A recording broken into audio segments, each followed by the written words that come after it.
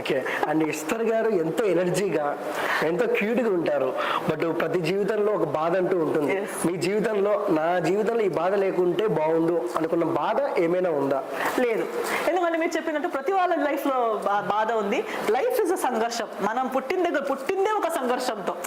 When our mother went to so much, అమ్మ కూడా నాకు ఈ బాధ వద్దు, ఈ పెయిన్ వద్దు అని చెప్తే పుట్టే వాళ్ళమే కాదు కదా.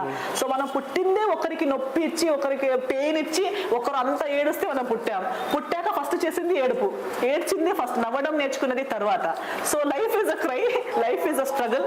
కానీ దాన్ని మనం ఎంత పాజిటివ్ గా తీసుకొని, ఇప్పుడు మనం అంటారు కదా, మనం పుట్టినప్పుడు ఓన్లీ మనం ఏడుస్తుంటాం, అందరు నవ్వుతూ ఉంటారు.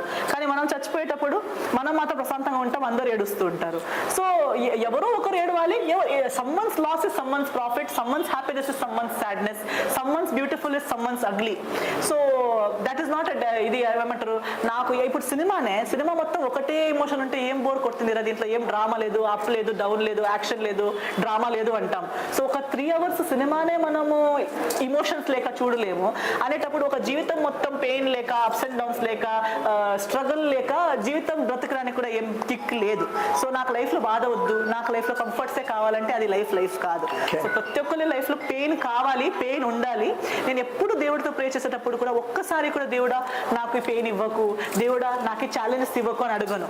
నేను ఎప్పుడు అంటాను, నాకు ఛాలెంజెస్ ఇవ్వు, నా పెయిన్ ఇవ్వు, కానీ ఆ పెయిన్ ని గెలిచే ధైర్యం ఇవ్వు, ఆ ఛాలెంజ్ ని ఫేస్ చేసే ధైర్యం ఇవ్వు, స్ట్రెంగ్త్ ఇవ్వు. నువ్వు నాతో ఉంటే నాకు స్ట్రెంగ్త్ ఇస్తే నేను ఏ స్ట్రగుల్ అయినా, ఏ పెయిన్ అయినా ఓవర్కమ్ చేస్తాననే ధైర్యం నాకు ఉంది అని ఎప్పుడు నేను దేవుడికి చెప్తాను. నేను అదే అంటుంటాను.